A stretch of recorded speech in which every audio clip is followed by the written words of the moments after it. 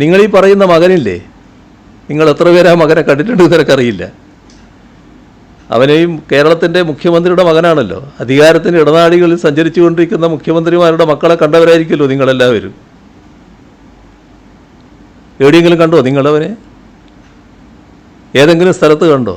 Cliff ഹൗസിൽ എത്ര മുറിയുണ്ട് എന്ന് പോലും അവനറിയാൻ സംശയമാണ്. അതാണ്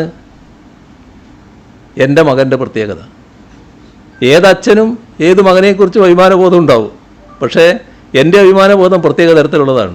ഒരു ദുഷ്പേരും എനിക്കുണ്ടാക്കത്തക്ക രീതിയിൽ എൻ്റെ മക്കൾ ആരും പ്രവർത്തിച്ചിട്ടില്ല. അതുകൊണ്ടാണ് മകൾക്ക് നേരെ പലതും ഉയർത്തിക്കൊണ്ടുവരാൻ നോക്കിയപ്പോൾ അന്ന് ഞാനതിനെ ചിരിച്ചുകൊണ്ട് നേരിട്ടില്ലേ. അത് വേണ്ടത്ര യേശുന്നില്ല എന്ന് വന്നപ്പോൾ മര്യാദയ്ക്കൊരു ജോലിയെടുത്ത് അവിടെ കഴിയുന്ന ഒരാളെ, ഇവിടെ ആരാണെന്ന് പോലും പലർക്കും അറിയാത്ത ആളെ, പിണറായി വിജയൻ ഇങ്ങനൊരു മകനുണ്ട് എന്ന് ചിത്രീകരിച്ചുകൊണ്ട് അയാളെ വിവാദത്തിൽ ഉൾപ്പെടുത്താൻ വേണ്ടി നോക്കുന്നത്. അതുകൊണ്ട് വിവാദമാകുമോ? അത് എന്നെ ബാധിക്കുമോ?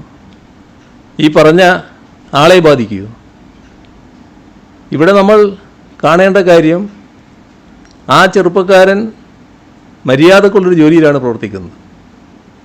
മനസ്സിലാക്കേണ്ട ഒരു കാര്യം, അയാളെ പൊതുരീതികൾ, ജോലി, പിന്നെ വീട്, ഇത് മാത്രമാണ്. ഒരു പൊതുപ്രവർത്തന രംഗത്തും അയാളില്ല സാധാരണഗതിയിൽ.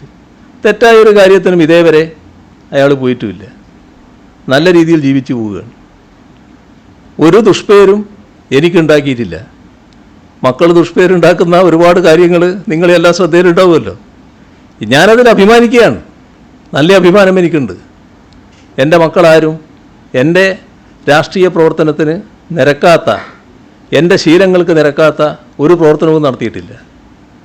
അതാണ് കാണേണ്ട കാര്യം.